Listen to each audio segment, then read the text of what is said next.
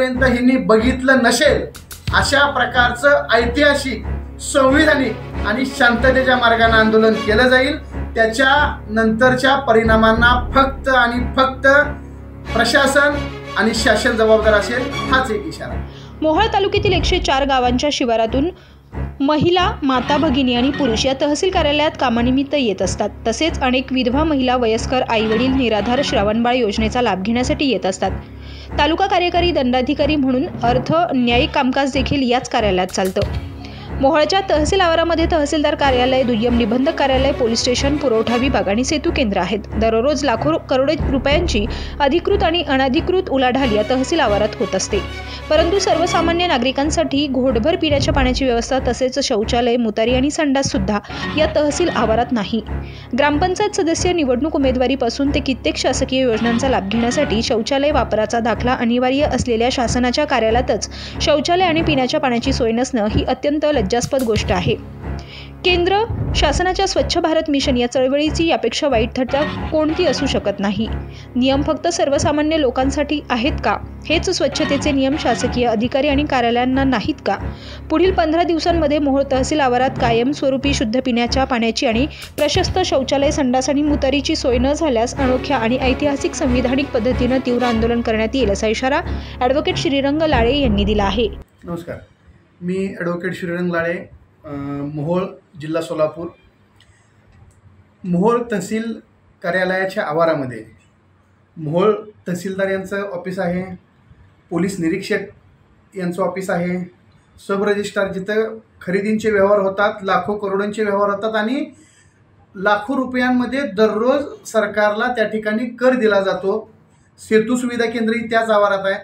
अशा आवारामध्ये महिलांसाठी, पुरुषांसाठी साधी शौचालयाची सोय सुद्धा नाही। ही अत्यंत लज्जास्पद बाब आहे। त्याच्या पुढे जाऊन आपण ज्यावेळेस सरकारच्या ह्या सगळ्या घोषणा बघतोय, प्रशासनाच्या ह्या सगळ्या घोषणा बघतोय, प्रशासन आपल्या दारी म्हणतंय सरकार, परंतु या सरकारी कार्यालयामध्ये एखाद्या व्यक्तीला एक घोट पाणी जर प्यावं म्हटलं तर एक घोट पाण्याची उपलब्धता सुद्धा या मोहोळच्या तहसील कार्यालयामध्ये नाही। अशा मोहोळच्या तहसील कार्यालयासारखी अनेक तालुक्यांची कार्यालय आहेत, त्या कार्यालयामध्ये सुद्धा व्यवस्था नाही।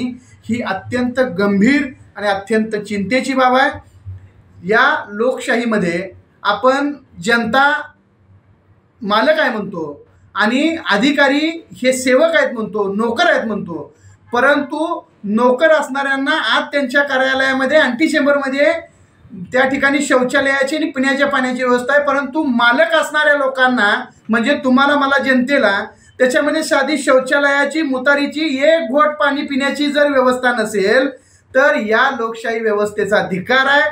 ह्यांनी जाणीवपूर्वक या लोकांना त्रास देण्यासाठी ही व्यवस्था केली आहे।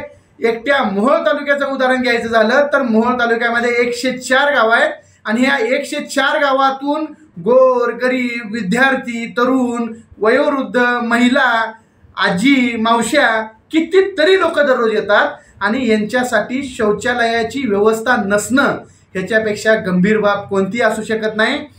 केंद्र सरकार, राज्य सरकार स्वच्छ भारत मिशन त्या ठिकाणी अंमलात आणत आहे आणि ज्या कार्यालयाच्या माध्यमातून ह्या स्वच्छ भारत मिशनची अंमलबजावणी केली जाते त्याच कार्यालयामध्ये जर शौचालयाची सोय नसेल, त्या कार्यालयामध्ये जर पिण्याच्या पाण्याची सोय नसेल तर त्या ठिकाणी या प्रशासनाचा आणि या शासनाचा स्पष्ट शब्दात धिक्कार आहे। मोहोळ सब रजिस्टरमध्ये जिथं खरेदी विक्रीचे व्यवहार होतात त्या ठिकाणी सकाळी 10ला 11ला आलेली एखादी महिला भगिनी तिला 2-2 तास 3-3 तास दस्त करण्यासाठी त्या ठिकाणी थांबावं लागतं। काही कागदपत्रांची पूर्तता असते, काही एखादा दुसरा नंबर असतो, एखाद दुसरा सातबारा आलेला नसतो। अशा वेळेस त्यांच्या तासनतास थांबल्यानंतर घोटभर प्यायला पाणी मिळणार नसेल, त्या ठिकाणी तिची शौचालयाची, त्या महिलेच्या, माझ्या भगिनीची जर व्यवस्था होणार नसेल, त्या ठिकाणी माझ्या नागरिकाची, पुरुषांची व्यवस्था होणार नसेल तर त्यांनी काय भूमिका घ्यायची हे उत्तर या प्रशासनाच्या अधिकाऱ्यांनीच दिलं पाहिजे। ती लोक शासनाला कर भरण्यासाठी, खरेदी विक्रीचा व्यवहार करण्यासाठी त्या ठिकाणी येत आहेत, ते शासनाला कर देत आहेत। लोकशाहीमधले हे मालक आहेत आणि मालकाच्या पिण्याच्या पाण्याची आणि शौचालयाची व्यवस्था जर नसेल त्यानं कर देऊन, तर ह्याच्या एवढी दुर्दैवी बाब कोणती नाही. हे दुर्दैव लवकर ओळखून घ्यावं आणि तात्काळ शौचालयाची आणि पिण्याच्या पाण्याची कायमस्वरूपी आरो बसवून किंवा स्वच्छ पाण्याचा प्लांट बसवून आणि शौचालय केल्यानंतरही त्याची दररोज स्वच्छता ठेवून त्या ठिकाणी त्याची दररोज अंमलबजावणी होणं गरजेचं आहे. आणि या अनुषंगानं मला या लोकांसमोर तमाम महाराष्ट्रातल्या, नुसतं मोहोळच नाही, तमाम महाराष्ट्रातल्या लोकांसाठी मला एक आदर्श घालून द्यायचा आहे की ज्या शौचालयामध्ये त्या कार्यालयाचा प्रमुख जातो, मग ते तहसीलदार असतील, पोलीस निरीक्षक असतील किंवा जिल्हाधिकारी असतील, त्याच शौचालयामध्ये नागरिकांची व्यवस्था असली पाहिजे. म्हणजे ते शौचालय शुद्ध राहील, स्वच्छ राहील आणि निरोगी राहील. आणि ज्या पाण्याच्या व्यवस्थेमधून शासकीय कार्यालय प्रमुख, तहसीलदार, सब रजिस्ट्रार, पोलीस निरीक्षक साहेब, उपजिल्हाधिकारी, जिल्हाधिकारी हे सगळे ज्या पाण्याच्या व्यवस्थेतून पाणी पितात तेच पाणी नागरिकांना उपलब्ध असलं पाहिजे. म्हणजे त्याची स्वच्छता आणि त्याची शुद्धता कायम राहील. हा दंडक आणि हा मानक तमाम महाराष्ट्रातल्या लोकांसाठी घालून दिला पाहिजे. ज्या कार्यालयात अधिकारी पाणी पिल त्याच ठिकाणी नागरिकही पाणी पिल आणि ज्या शौचालयात नागरिक जाईल त्याच शौचालयात अधिकाऱ्यांनाही जावं लागेल. त्या ठिकाणी ह्या शौचालयाची आणि स्वच्छ शुद्ध पिण्याच्या पाण्याची व्यवस्था व्हावी म्हणून दिनांक 19 ऑगस्ट 2024 रोजी मी स्वतः माझ्या नावानं त्या ठिकाणी तहसीलदार साहेबांना आणि पोलीस निरीक्षक साहेबांना निवेदन दिलं आहे. 19 तारखेपासून आज जवळपास 24-25 तारीख आहे.